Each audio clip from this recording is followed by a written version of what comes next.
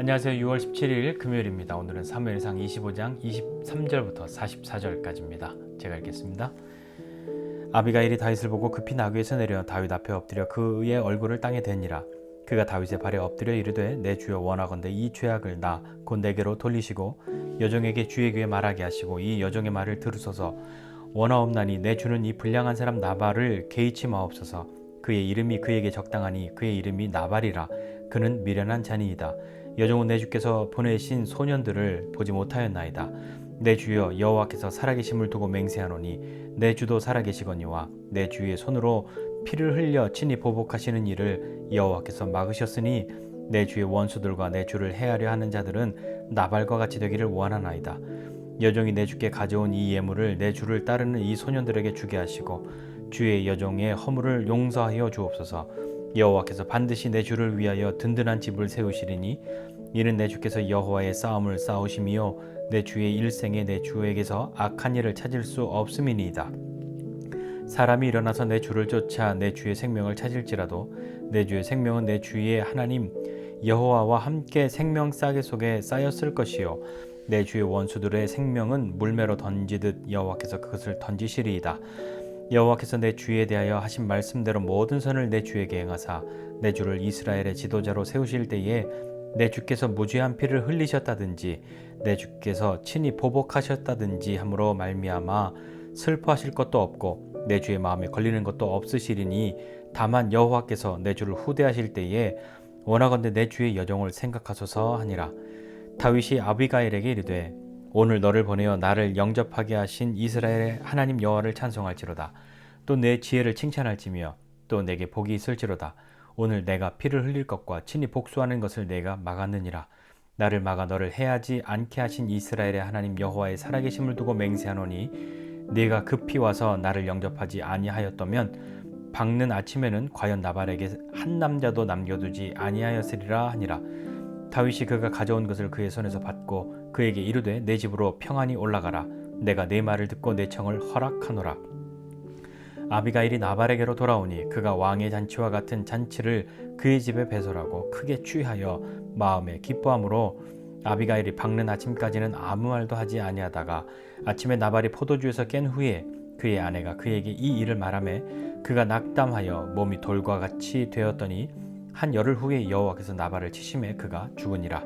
나발이 죽었다함을 다윗이 듣고 이르되 나발에게 당한 나의 모욕을 갚아주사 종으로 악한 일을 하지 않게 하신 여호와를 찬송할지로다.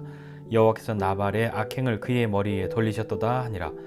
다윗이 아비가일을 자기 아내로 삼으려고 사람을 보내어 그에게 말하게 하매 다윗의 전령들이 갈멜에 가서 아비가일에게 이르러 그에게 말하여 이르되 다윗이 당신을 아내로 삼고자 하여 우리를 당신께 보내더이다 하니 아비가일이 일어나 몸을 굽혀 얼굴을 땅에 대고 이르되 내 주의 여종은 내 주의 전령들의 발 씻길 종이니이다 하고 아비가일이 급히 일어나서 나귀를 타고 그를 뒤따르는 처녀 다섯과 함께 다윗의 전령들을 따라가서 다윗의 아내가 되니라.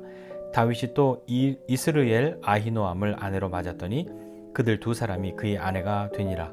사울이 그의 딸 다윗의 아내 미가를 갈림에 사는 라이스의 아들 발디에게 주었더라.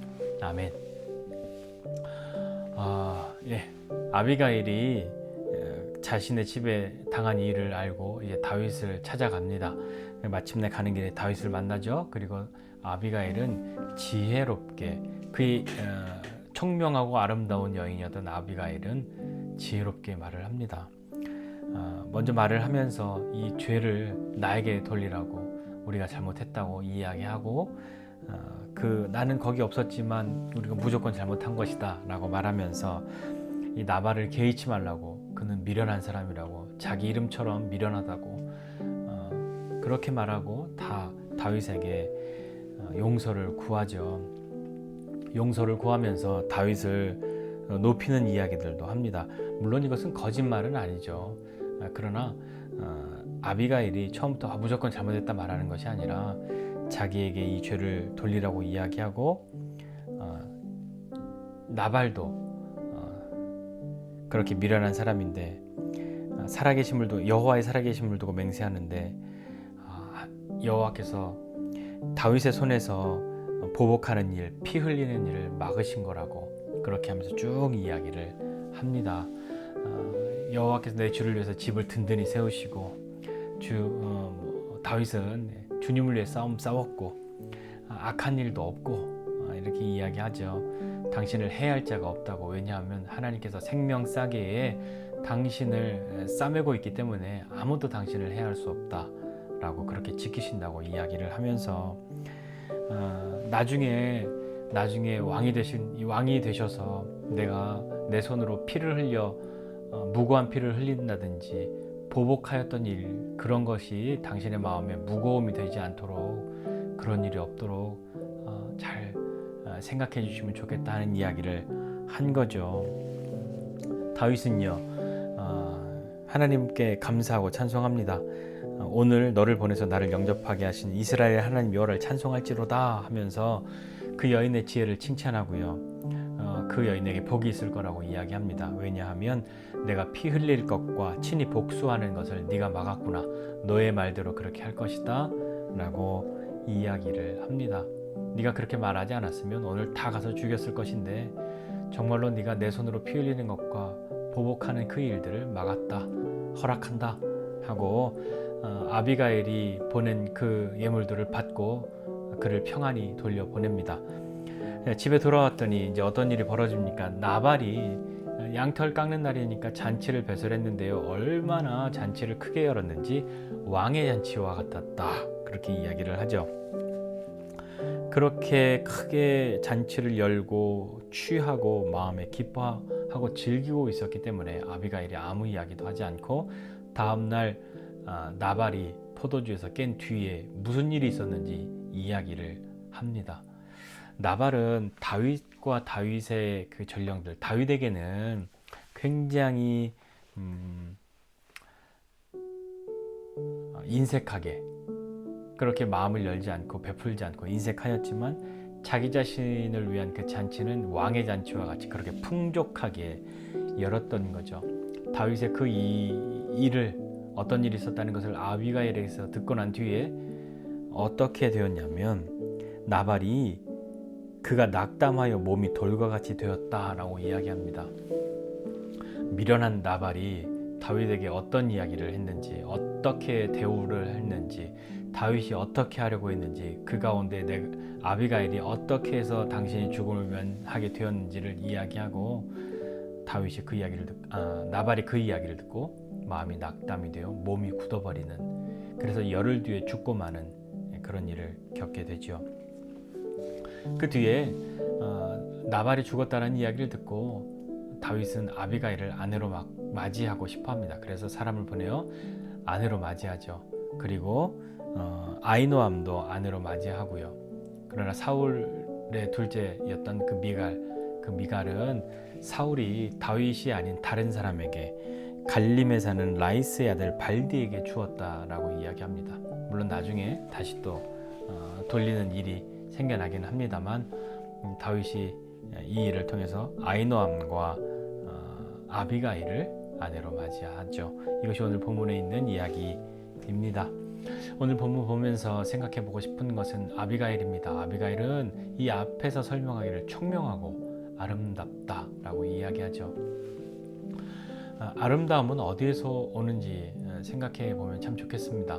많은 사람들이 아름다움이라고 이야기하면 겉모습, 예쁜 것, 잘생긴 것, 그것을 아름답다라고 이야기하지만 물론 그것도 아름다운 것입니다만 더 가치 있는 아름다움은 어디에 있나 생각해 보아야 하지 않을까요?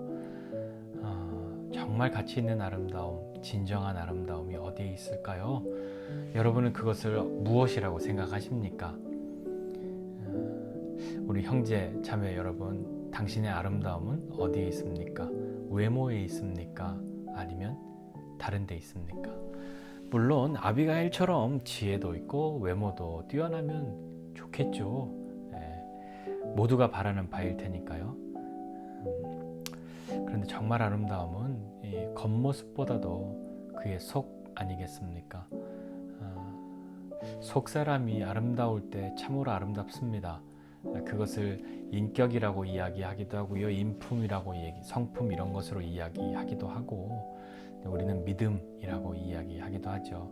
또 하나님을 닮아 있는 그 하나님께로 향한 그 믿음과 지혜, 그것을 아름답게 여기기도 합니다. 오늘 아비가일의 아름다움은 겉모습의 아름다움뿐만 아니라 그의 지혜로움에 있었던 것이죠. 아비가일의 지혜로운 말로 인하여서 그 나발의 모든 집의 사람들이 죽임을 당하지 않게 됩니다. 그 집을 구하죠. 아비가일이 그렇게 빠르게 대처하지 않았다면, 그리고 다윗을 만났을 때 아무 말도 못하거나 제대로 말하지 못하였다면 어떤 일이 생겨났을진 잘 모릅니다. 그러나 아비가일은 지혜롭게 말하였고 그의 진심을 전하였기 때문에 그의 집안을 구하는 사람이 되었죠. 그것뿐만이 아니라 다윗을 향해서도 아비가일은 이야기합니다. 나발 같은 사람 개의치 말라고. 자기 남편을 하찮게 보거나 무시하거나 버리는 듯한 그런 뉘앙스이지만, 아비가일은 다윗을 향해서 한 이야기, 당신이 왕이 되실 건데 무죄하게 피를 흘리거나 보복하였다는 것이 당신에게 마음에 걸림이 될 겁니다. 그런 것 없이 하여야 하지 않겠습니까? 라는 말까지 전하게 되죠. 다윗이 그 말을 듣습니다. 그래서 다윗은 그런 하나님을 찬송합니다.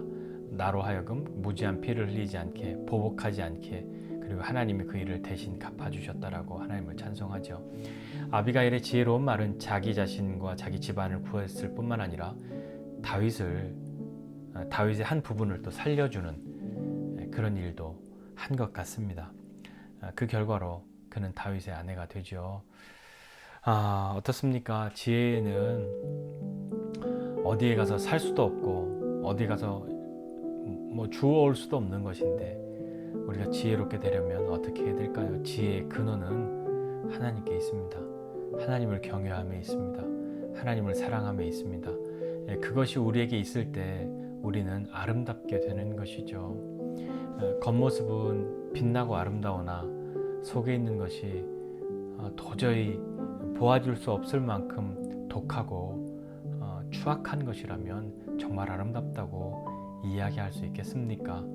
우리의 아름다움은 하나님 사랑하고 하나님 경외하여서 하나님이 주신 지혜로 사람을 사랑하고 이야기할 수 있는, 그리고 그 지혜의 근원이신 하나님을 가까이 하는 그런 사람이 되었을 때에 우리의 안과 밖이, 우리의 속사람과 겉사람이 날로 날로 귀하고 아름답게 되어줄 줄 믿습니다.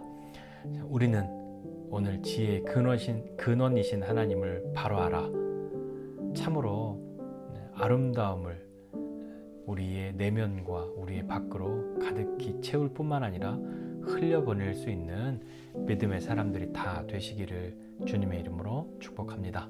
기도하겠습니다. 하나님 아버지, 은혜와 사랑을 감사드립니다.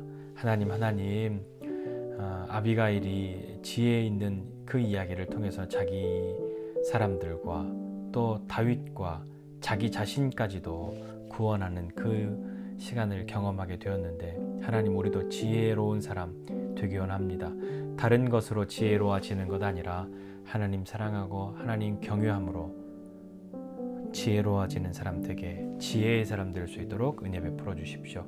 또한 다윗과 같이 그렇게 지혜의 이야기를 들을 수 있는 그런 사람도 되기 원하오니, 하나님 지혜의 근원이신 하나님을 알아 오늘 우리의 삶이, 우리의 내면과 밖으로 아름다움이 넘쳐나게 하여 주시고, 주님을 닮은 그 아름다움이 다른 사람들을 살리고 세울 수 있는 믿음의 사람들로 다 설 수 있는 우리가 되도록, 우리 한 사람 한 사람이 되도록 은혜 베풀어 주시옵소서. 감사드리고 예수님의 이름으로 기도드립니다. 아멘.